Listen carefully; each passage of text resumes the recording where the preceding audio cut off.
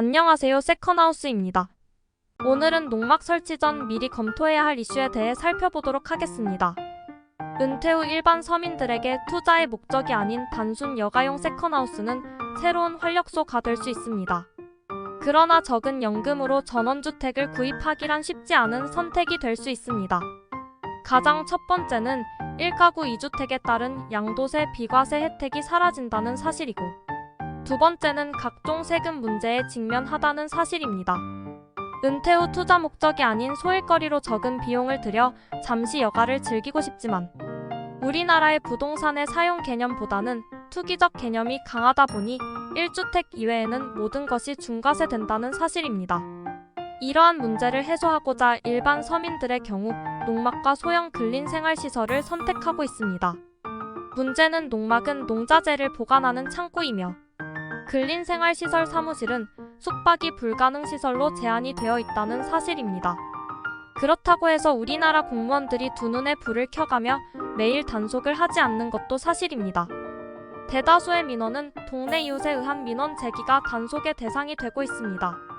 더운 여름철 땀 뻘뻘 흘리며 농약 치고 잡초 제거하는데 옆에서 농막 지어놓고 고기 굽고 손자 손녀 물놀이장 만들어 여가를 보내는 것이 보기 싫은 것이지요. 농막의 경우 세금이 한 푼도 없다는 것도 문제입니다. 사실상 농막의 경우 지역 경제에 전혀 도움이 되지 않는 것도 사실입니다. 식료품의 경우 대형마트를 통해 구입하고 일회성으로 방문하다 보니 주민세를 납부하는 것도 아니고 지역 주민으로서 애착감도 있는 것이 아닌 이상 이웃이 아닌 철새 정도로 생각하는 것이 문제입니다. 지금부터는 농막 설치 전 일반적으로 꼭 확인해야 할 이슈에 대해 살펴보겠습니다. 1. 인허가 기관인 시, 군, 구 방문. 1. 농막 면적. 일반적으로 농지법에서 정하고 있는 농막의 설치 개수는 농업인당 1개로 면적은 20제곱미터 이하로 설치하는 것이 일반적인 해석입니다. 20제곱미터 이하의 농막까지만 농지 이용 행위로 판단하며 여러 개의 농막의 설치가 필요할 경우에는 농업용 창고를 허가받아야 하는 것이 상식적인 농지법 해석입니다. 이 농막 내부에 화장실 유무 및 정화조 설치. 과거에는 농막 내부에 전기 및 수도를 설치하는 것은 불법이었으나 현재는 사용할 수 있습니다.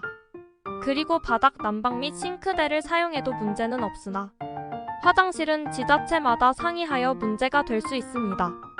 즉 정화조가 설치 불가능한 지역도 있기 때문입니다.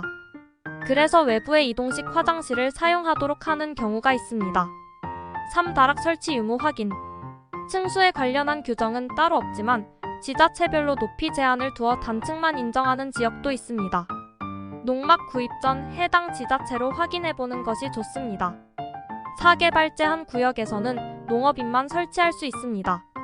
시청에서 농업인 자격을 확인한 후에 농막 설치를 위한 가설 건축물 축조 신고를 처리해야 합니다. 오농막의 데크와 어닝 설치.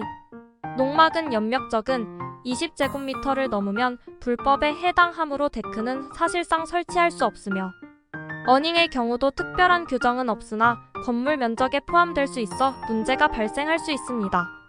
2. 현장 방문. 1. 이장 댁 방문. 비록 내 땅이지만 한 번쯤은 지역 주민을 찾아보는 것도 좋은 것도 방법입니다. 그렇다고 모든 사람을 만날 수 없으니 농지 보유 지역의 이장 댁 정도만 방문해도 농막 설치 시 발생할 수 있는 민원 문제나 기타 문제를 미리 파악할 수 있습니다. 지금까지 세컨하우스이었습니다. 시청 감사합니다.